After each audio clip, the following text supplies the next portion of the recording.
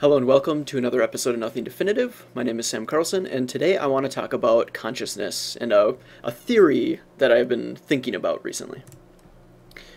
Okay, so I spend a lot of time meditating and like thinking about things, and recently I've really been focused on like asking myself, what is consciousness? Like, what is going on inside our heads?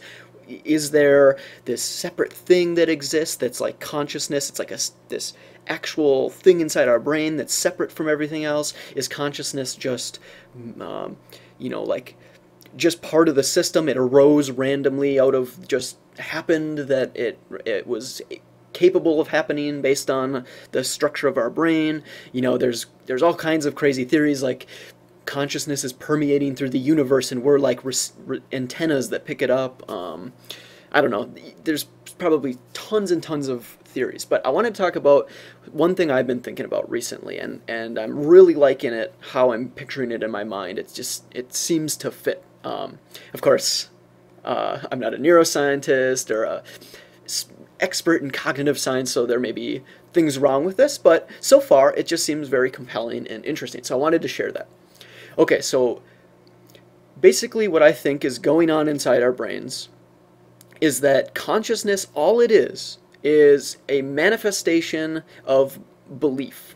Our brain is capable of having these complex memories. We have a really complicated search algorithm that we're able to call things, and we have the other processes in our brain. And all that happened was that we started to believe that we were conscious. That's it. Like, take currency. We believe that money has value. That's why it has value. Money does not have value in and of itself. I mean, there's paper. I suppose you could sell the paper because someone could burn it for a little bit to start a fire. Okay, that's the max of its real value. But the reason a dollar is worth a dollar, a 20 is worth a 20, is because we choose to believe that it is worth that much as a society, and then that works, and that's fine. That's a system. It functions. We believe that the government exists, so we follow its rules because we believe that that's what we're supposed to do. A lot of pretty much all of society is just a belief. It's like a community belief system, and I have a feeling, or at least my theory right now, is that consciousness is the same thing. We were able to have these complex memories. We started having ancestors who were starting to, think like had never happened before, and maybe they took, mushrooms in the jungle and they started having these weird experiences, and they were like, what is going on in my brain? Like, what is this world? And, they just started questioning things. And eventually we started to think that we have this unique perspective. I must be like this unique thing. And over all these tens of thousands of years or whatever, we just have been evolving that into who we are now, a consciousness. And it's been passed on. You learn your identity, you learn yourself, you learn your consciousness from your parents, from society. We're able to mold it and morph it, but you'd be, like, we can bring up other things like, is there really free will, or like how much of you is really you? It's actually maybe a lot more of a reflection of your parents and your friends and stuff like that. That's kind of a topic for another day, but basically what I'm saying is, who you are has been passed on. Like, human consciousness, human behavior and nature and stuff could maybe be radically different had our ancestors thought in a slightly different way, because that would have been passed on generation to generation. Who we are even now, maybe there was civilizations that were totally like thought in a different way, but they were wiped out in war, famine, or disease, and whatever. And that way of thinking was lost. And it kind of explains like how cultures are so different, is because that is just passed on, So, continuing with that then, let's say that consciousness is this passed on thing. It's something that we learned. Well, okay, so then we know that like who you are at any moment is it's just like the current configuration of your brain. Who you are, like at this moment listening to this video, that is who you are. You are different than the person that existed before listening to this video. The person you were a year ago is like radically different than who you are now. We could define yourself as just this moment, this current moment's active neurons in your brain, basically. So I was thinking about that, and I was like, maybe like consciousness is just like configuration, right?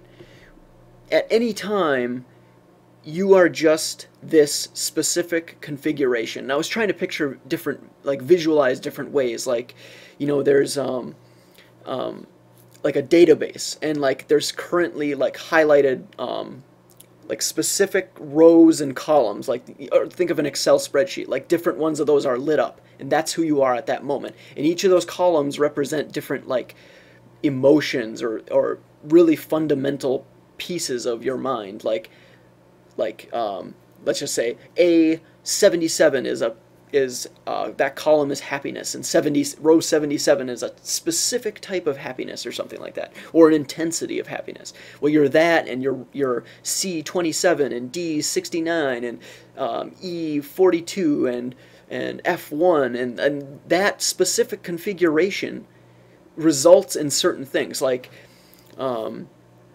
if you are that specific configuration, you will access certain thoughts because you are a certain amount of happy mixed with a certain amount of sad and angry or whatever. Like basically it's just allowing you, it's altering who you are. And so a couple examples. One person, say there's two people that were replicated, and they have the exact same brains, and they have no, like their eyes are closed, they're not touching anything, they're not hearing anything, so there's no sensory feedback, and say their thoughts are just the same right at this moment, and you ask them a question with no change or anything, and they give you the same answer because they're both in the exact same configuration at that time. They both have the same neurons active. Now, we could go into the specifics and say that's not the moment there's a separation, there's a different experience, different perception, different neurons would be firing. But just for this example, let's say that the exact configurations are in place, and you ask them a question, and the question's asked perfectly, so there's no inflections or anything weird that would turn on different neurons. So then they both give the exact same answers because they're in the same configuration. But the moment something new is introduced, like I said, like some external stimuli, they were touching, you know, one was touching a cold metal table, one wasn't, and now the answers are different because different neurons have now turned on. The configuration state is different. Okay. So then I was thinking, how does this relate to, say, like something like enlightenment? Because I've been doing a lot of research into that, like the Buddhist spiritual enlightenment kind of thing. And I was thinking, all that is probably is just another configuration. Say there's a million potential configurations. There's probably a lot more than that, I would think. Say there's a million, and only 10,000 of them are enlightenment states. So basically what you're doing when you're meditating and you're trying to figure out how to become enlightened is all you're doing, you're trying to find like one of those 10,000 states, because if you do access one of those, then you're enlightened. That is a moment of, you're in a configuration where there's enlightenment. And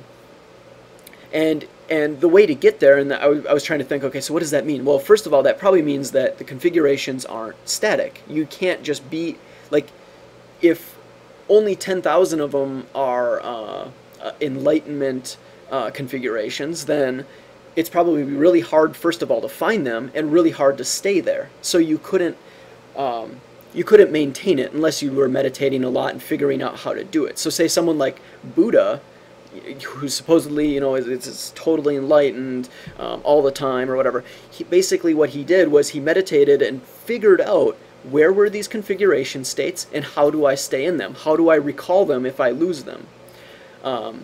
And that's basically what we could be doing, you know, as we're meditating, we're trying to figure this out, is we're trying to figure out what emotions do I call into place? What thoughts do I bring up that steer me in the direction of discovering these configurations? And then if you wanted to, like, figure out how to maintain them and how to get back, you would probably try and remember, like, okay, I thought about this, I was feeling happy and really calm, but I was also feeling really confident and energized, and then I was thinking about you know, the self not existing or the ego not existing, and I was also thinking about cantaloupe and pineapples for whatever reason that made me happy too, or whatever, and like that weird specific thought pattern happen to result in one of the configurations of enlightenment. And you note that down in your notebook, and you're all excited because now every time you go meditate, you think about that process and it brings you there. Of course, I have a feeling this would be very, very complicated, because even just the slightest change could be the difference between entering an enlightened configuration and being one off where you're not enlightened. So yeah, it's there's a lot more to this.